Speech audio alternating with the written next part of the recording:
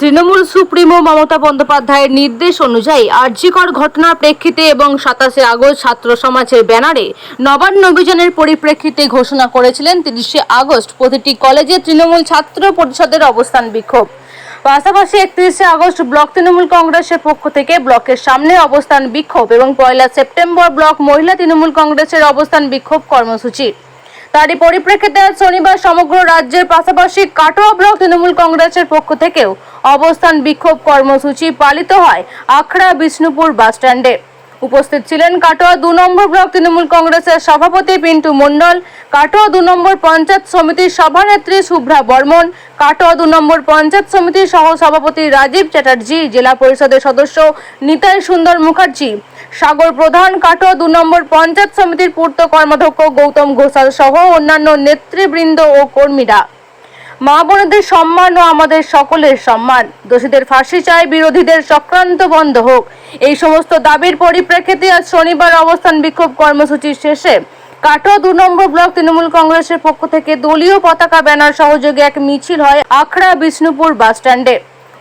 মিছিলটা কি উদ্দেশ্যে, কি দাবি, আপনাদের দাবি আছে মূলত একটু বলুন। আমাদের আজকের মিছিলের মূলত উদ্দেশ্য, মমতা বন্দ্যোপাধ্যায় 28শে আগস্ট ঘোষণা করেছিলেন যে পশ্চিমবাংলার সমস্ত ব্লকে অবস্থান এবং মিছিল সংগঠিত করতে হবে। বিষয়টা এক, যে আরজিকরের যে ঘটনা ঘটিয়েছে, যে নারকীয় ঘটনা, তার জন্য মূল যে অভিযোগ, আজকেই আমরা দেখেছি যে সঞ্জয় রায় তার ডিএনএ টেস্ট মিলে গেছে। তার মূল অভিযুক্ত এখনো পর্যন্ত সঞ্জয় রায়, আর কেউ থাকলেও থাকতে পারে, কিন্তু আমরা বুঝেছি যে এখনো পর্যন্ত সঞ্জয় রায় মূল অভিযুক্ত।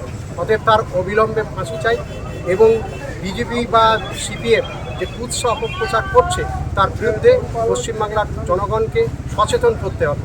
তার দাবি নিয়ে আজকে আমাদের অবস্থান এবং মিছিল।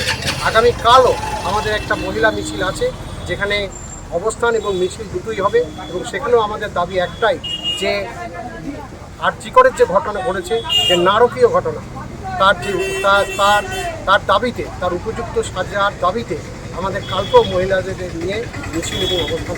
সারা পশ্চিমবাংলার মানুষ একটাই জানে যে মমতা বন্দ্যোপাধ্যায় নারী সুরক্ষার প্রতীক। মমতা বন্দ্যোপাধ্যায়ের নেতৃত্বেই পশ্চিমবাংলার মহিলারা এগিয়ে যাচ্ছে বিভিন্ন প্রকল্প নিয়ে।